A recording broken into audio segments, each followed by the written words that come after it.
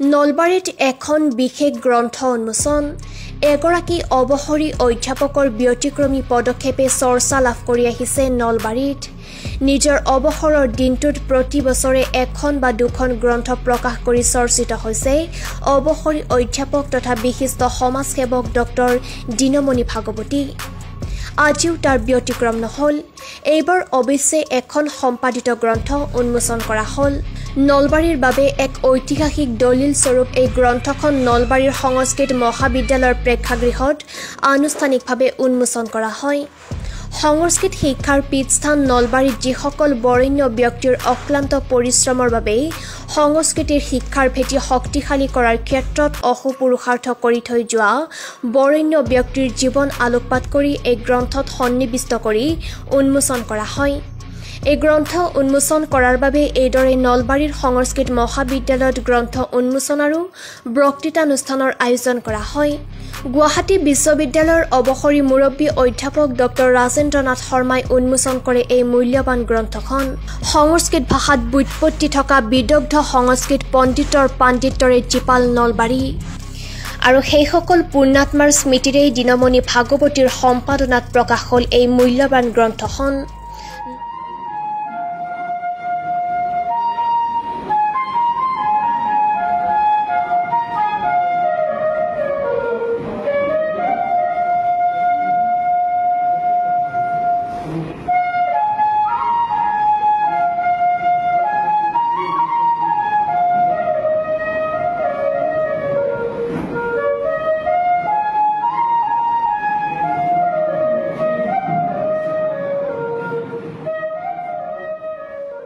নমস্কাৰ আপোনালোক সকলোৱে জানে যে নলবাৰীৰ সংস্কৃত শিক্ষাৰ পীঠস্থান আৰু সেইকাৰণে নলবাৰীক অসমৰ নৱদ্বীপ বুলি কোৱা হয় নৱদ্বীপ নামে এই যে সংস্কৃত শিক্ষাৰ পীঠস্থান ইয়াৰ গুৰিতে আচলতে কিছুসকল বিদগ্ধ সংস্কৃত পণ্ডিতৰ নলবাৰীৰ জন্ম হৈছিল কালক্ৰমত আধুনিক শিক্ষাৰ গ্ৰাসৰ ফলত এই সংস্কৃত শিক্ষাৰ কিছু অৱনতি ঘটিল কিন্তু আজিও আমি অনুভৱ কৰোঁ যে যিসকল সংস্কৃত পণ্ডিতে নলবাৰীক নৱদ্বীপ নামত খ্যাত কৰি তুলিলে সেই সংস্কৃত পণ্ডিতসকলৰ জীৱনপঞ্জী আমাৰ নতুন যদি প্ৰজন্মই জানিবলৈ সক্ষম হয় তেনেহ'লে তেখেতসকলে নিশ্চয়কৈ এই ক্ষেত্ৰত কিছু পৰিমাণে সংস্কৃত শিক্ষাৰ প্ৰতি আগ্ৰহী হৈ উঠিব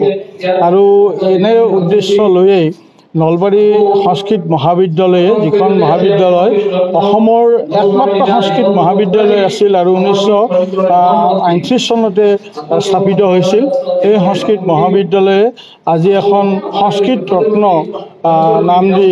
গ্ৰন্থ এখন উন্মোচন কৰিলে এই সংস্কৃত ৰত্ন গ্ৰন্থখনত 120গৰাকী পৰলোক প্ৰাপ্তি ঘটা সংস্কৃত পণ্ডিতৰ জীৱনপঞ্জী ইয়াত সন্নিৱিষ্ট কৰা হৈছে আৰু মন কৰিবলগীয়া কথাটো হ'ল এই যে এই 120গৰাকী সংস্কৃত পণ্ডিতৰ বিষয়ে 120গৰাকী জীৱিত সংস্কৃতৰ শিল্পীয়ে ইয়াত জীৱনপঞ্জীবোৰ লিখিছে কাজেই ইয়াত ভালে সংখ্যক সংস্কৃত পণ্ডিতৰ জীৱনী সন্নিৱিষ্ট হৈ আছে ইয়াৰ লগত সংগতি ৰাখি আজি এই সংস্কৃত মহাবিদ্যালয়ত ভাৰতীয় সংস্কৃতি আৰু সংস্কৃত ভাষা এই শিক্ষক এটা বক্তৃতা অনুষ্ঠানো অনুষ্ঠিত কৰা হৈছে এই বক্তৃতাটো প্ৰদান কৰিলে গুৱাহাটী বিশ্ববিদ্যালয়ৰ সংস্কৃত বিভাগৰ অধ্যাপক প্ৰফেচৰ ডক্টৰ কামেশ্বৰ শুক্লাদেৱে আৰু আমাৰ সংস্কৃত গ্ৰন্থখন আনুষ্ঠানিকভাৱে উন্মোচন কৰিলে অসমৰ এগৰাকী বিদগ্ধ সংস্কৃত পণ্ডিত নলবাৰীৰ গৌৰৱ ডক্টৰ ৰাজেন্দ্ৰনাথ শৰ্মাদেৱে আৰু এই অনুষ্ঠানত মুখ্য অতিথি হিচাপে উপস্থিত থাকিল কুমাৰ ভাস্কৰ বৰুৱা সংস্কৃত আৰু পুৰাতন অধ্যয়ন বিশ্ববিদ্যালয়ৰ সন্মানীয় উপাচাৰ্য প্ৰহ্লাদ যোশীদেৱ এই গ্ৰন্থখন উন্মোচনৰ ক্ষেত্ৰত আন এগৰাকী অসমৰ বিদগ্ধ পণ্ডিত তেখেত আচলতে আমাৰ সকলোৰে অতি নমস্য যথেষ্ট সমাজ বিজ্ঞানী এগৰাকী অৱনী কুমাৰ ভাগৱতীদেৱ ইয়াত উপস্থিত থাকিল আৰু আমাৰ এগৰাকী নলবাৰীৰ আন এগৰাকী বিশিষ্ট সংস্কৃত পণ্ডিত অচ্যুত চন্দ্ৰ মিশ্ৰ শাস্ত্ৰী তেখেতে বন্তিলোক প্ৰজ্বলন কৰি আমাৰ এই সভাখনৰ শুভাৰম্ভ কৰিলে। অসমৰ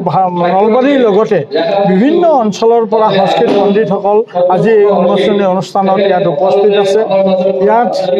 ৮০ৰ ঊৰ্ধৰ ব্যক্তিয়ে প্ৰায় ৫০গৰাকী ব্যক্তি এই অনুষ্ঠানটোত অংশগ্ৰহণ কৰিছে। আচলতে প্ৰত্যেকগৰাকীৰ নামেই আচলতে ইয়াত উচ্চাৰণ কৰিব লগা, তথাপিতো সময়ৰ কাৰণে এইটো সম্ভৱ নহওক। যেই নহওক, আজি নলবাৰী সংস্কৃত মহাবিদ্যালয়ত এটা অতি গুৰুত্বপূৰ্ণ কাম সমাধান হোৱা বুলি আমি অনুভৱ কৰিছোঁ আৰু এই ক্ষেত্ৰত